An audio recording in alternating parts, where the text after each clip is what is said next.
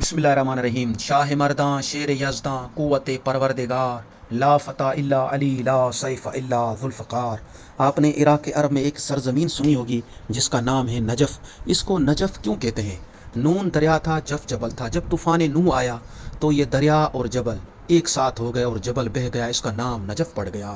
اور کائنات کے امیر المومنین وسیع رسول حضرت علی بن ابی طالب علیہ السلام سن 40 ہجری میں شہادت پائی تو اس کی قبر مبارک کو مخفی رکھا گیا۔ ایک وقت ایسا آیا کہ ایک بادشاہ شکار پہ گیا، ہرن کے پیچھے اپنے شکاری کتے دوڑائے اور ہرن جا کر ایک مٹی کے ٹیلے پہ ٹیک لگا کے بیٹھ گیا۔ اب بادشاہ بھی دیکھ رہا ہے، جانور بھی نہیں جا رہے، شکار بھی سامنے بیٹھا ہے۔ اس نے وجہ پوچھی کہ کیا وجہ ہے کہ یہ کتے نہیں جا رہے اس کو پکڑنے کے لیے، تو ایک بزرگ نے بتایا کہ ہمارے بڑے کہتے ہیں کہ اس سرزمین، اس ٹکڑی کے اندر کائنات کے امیر المومنین علی بن ابی طالب کی مزار ہے۔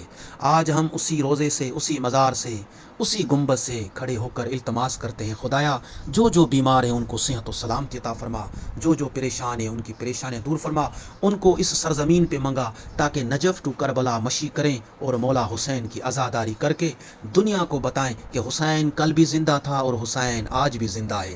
حسین تیرے لہو کی خوشبو فلک کے دامن سے آ رہی ہے، یہ خون ناحق چھپے گا کیسے جسے یہ دنیا چھپا رہی ہے۔ السلام على الشجرة النبوية والدوحة الهاشمية المضيئة المثمرة بالنبوة المونقة